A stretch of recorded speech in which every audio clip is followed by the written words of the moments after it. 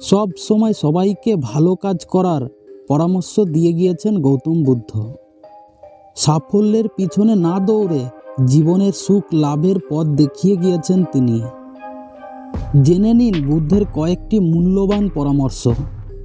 তাহলে বন্ধুরা, আপনি যদি এই চ্যানেলে নতুন হন তাহলে চ্যানেলটিকে অবশ্যই সাবস্ক্রাইব করে রাখবেন। আর যদি গল্পটি ভালো লাগে তাহলে একটি লাইক করে দেবেন। তাহলে আর দেরি না করে চলুন জেনে নেওয়া যাক ভগবান গৌতম বুদ্ধ কি পরামর্শ দিয়েছেন। নিজে যুবরাজ হয়েও সর্বত্যাগী সন্ন্যাসীর পথ বেছে নিয়েছিলেন গৌতম বুদ্ধ। বোধি লাভ করে বৌদ্ধ ধর্ম প্রচার করেছিলেন তিনি, যে ধর্মের মূল কথা অহিংসা। নিজের সারা জীবন ধরে মানুষের মধ্যে দয়া ও অহিংসা জাগানোর জন্য নিরন্তর সাধনা করেছিলেন গৌতম বুদ্ধ। এত হাজার বছর পরেও আজ তার বাণী আমাদের জীবনের সঠিক পথ চিনতে সাহায্য করে।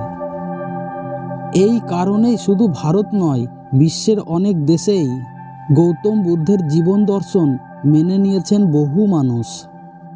বুদ্ধ বলে গিয়েছেন যে আমরা জীবনে অনেক সময় অজান্তে এমন কিছু ভুল করে ফেলি যা আমাদের জীবনের সব সুখ ও শান্তি কেড়ে নেয়।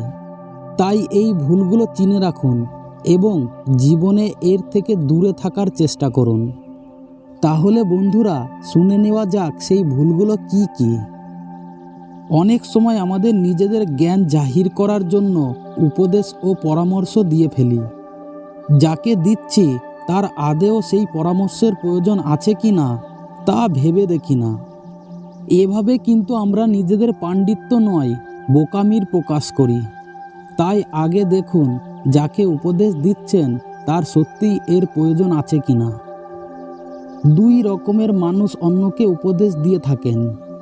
এক, যারা অনেক বড় বড় কথা বলেন, কিন্তু সামনে থাকা মানুষের মনে সেই সব কথার কোনো প্রভাব পড়ে না। আর অন্য ধরন হলো যাদের একটা ছোট কথা সামনের জনের হৃদয় আন্দোলিত করতে পারে।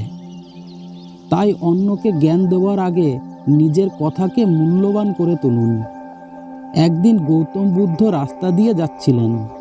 একজন সন্ন্যাসী তার দেহের অপরূপ জ্যোতি দেখে মুগ্ধ হয়ে যান। ওই সন্ন্যাসী তাকে জিজ্ঞাসা করেন, আপনি কি দেবতা? বুদ্ধ তাকে বলেন, না, আমি আপনার মতোই একটি সাধারণ মানুষ। শুধু পার্থক্য হলো আমি জেগে আছি আর আপনি এখনো ঘুমিয়ে আছেন। ওই সন্ন্যাসী তখন বুদ্ধের কাছে তার গুরুকে তা জানতে চান। বুদ্ধ তাকে বলেন যে প্রথম তিনি অনেককে গুরুদেব হিসাবে অনুসরণ করেছিলেন, কিন্তু পরে তিনি নিজেই নিজের পথ নির্ধারণ করেন। ভুল করতে করতে আলোর সন্ধান পান।